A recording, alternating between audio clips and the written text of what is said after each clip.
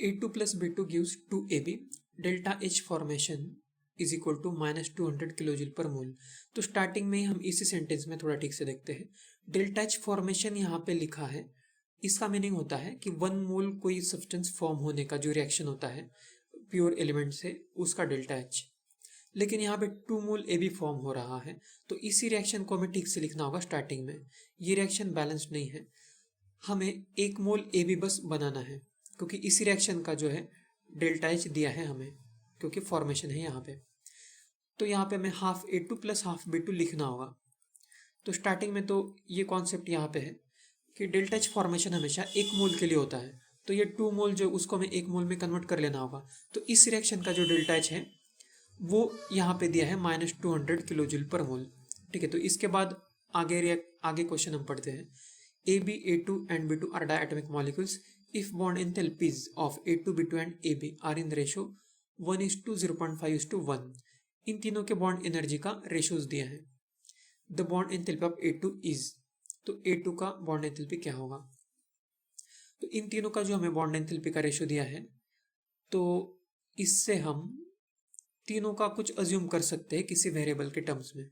तो जैसे delta H A2, delta H B2 और डेल्टा H AB, इन तीनों का रेशियो है 1:0.5:1। तो हम इसको x अज्यूम कर सकते हैं, तो ये 0.5x होगा और ये x होगा। तो कोई भी क्वेश्चन में फिजिक्स केमिस्ट्री में से जब रेशियो होता है तो हम x मान के सबका वैल्यू कुछ लिख सकते हैं। जब हमें x का वैल्यू कैलकुलेट करके पता चलेगा बाद में, तो ये सारे आंसर्स हमारे पास आ जाएंगे। अब इसके बाद हमें x का वैल्यू कैलकुलेट करना होगा, वो कैसे आएगा। हमारे पास इंफॉर्मेशन बस इतना है कि ये जो रिएक्शन है इसका डेल्टा H हमें पता है, तो इसमें जो फॉर्मूला है वो याद होना चाहिए। अगर हमें रिएक्टेंट्स और प्रोडक्ट्स में जितने भी बॉन्ड्स होते हैं उन सब का बॉन्ड एनर्जी पता है, तो हम डेल्टा H कैलकुलेट कर सकते हैं पूरे रिएक्शन का। तो उसका फॉर्मूला इस तरह से होता है, delta H of reaction is equal to, short में अभी लिखते हैं, sum of enthalpies of bonds of all reactants minus sum of bond enthalpies of all products. तो इस तरह से हम लिखते हैं। तो यहाँ पे हम ये देखते हैं कि ये यूज कैसे करते हैं फॉर्मूला। इसमें स्टार्टिंग में हमें लिखना है रिएक्टेंट में जितने भी कंपाउंड्स होंगे उन सब के बॉन्ड एंथैल्पीज का एडिशन। तो A2 जो मॉलिक्यूल है उसमें AA एक बॉन्ड होगा। इसी तरह से B2 जो मॉलिक्यूल है उसमें B और B के बीच में एक बॉन्ड होगा। तो यहाँ पे लेकिन हाफ ही मोल है वो, तो हम ऐसे लिख सकते हैं, हाफ ऑफ A2 के लिए हम यहाँ पे लिखेंगे x plus half of B2 का जो बॉन्ड एंथैल्पी है वो हम लिखेंगे 0.5x। तो ये रिएक्टेंट में, क्योंकि ये दो ही रिएक्टेंट से A2 और B2 और दोनों का हमने लिख लिया है, तो ये पूरा कंप्लीट हो गया।